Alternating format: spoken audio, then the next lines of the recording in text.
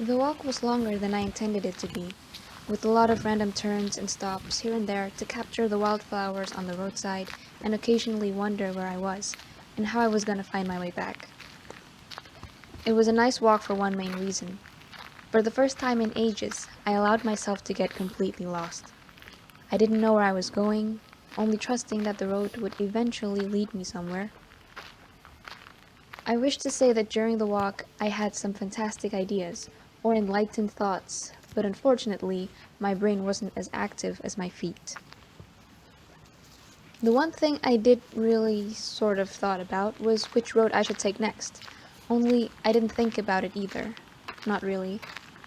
I didn't analyze my surroundings, or check Google Map, or look around to see where everyone was going. I didn't follow a rule to always go right or anything like that.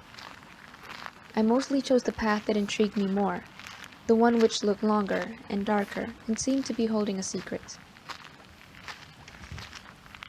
But still, however small it may be, I did think, and I did make a decision. I must admit that the simple act of choosing a path is very metaphorically resonant to recent graduates such as myself. As we go on, the prospect of choosing a path seems more and more daunting, and phrases like the future, career, job, the future has replaced ghosts and demons as our new terrors. A few months ago, this really freaked me out, but I'm glad to say that I have since came to terms and made peace with the biggest demon of all, uncertainty. I started finding out that most people, especially the people I highly admire and consider role models, do not have a straight life path. They are constantly surprised at their own accomplishments.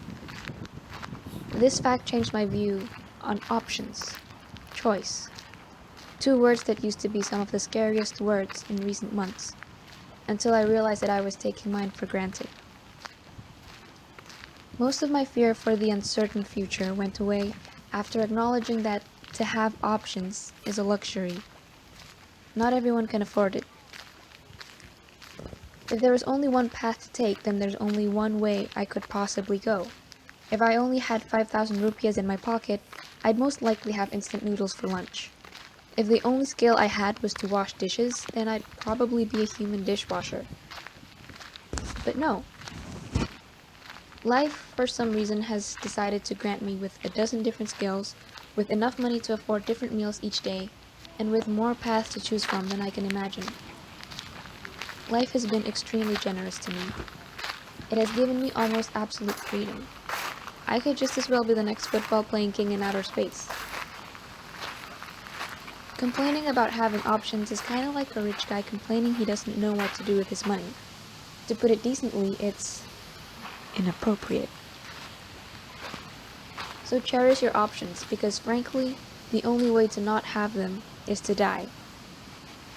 But sure, from time to time we might ask ourselves, what if I take the wrong path? What if something bad happens? But the wonderful thing about life is, what matters is not your destination, but your journey. Which I know sounds really cheesy, but it's true. There's no wrong path, only a wrong attitude in walking it. Which is also cheesy but true. To reduce the cheesiness, here's some reality. We might never reach our destination, so what else are we left with? Maybe one day I'll come up with a solid life plan, or discover my true destiny, but for now, let me walk wherever my feet takes me, and be surprised at what I might find. I hope it's good.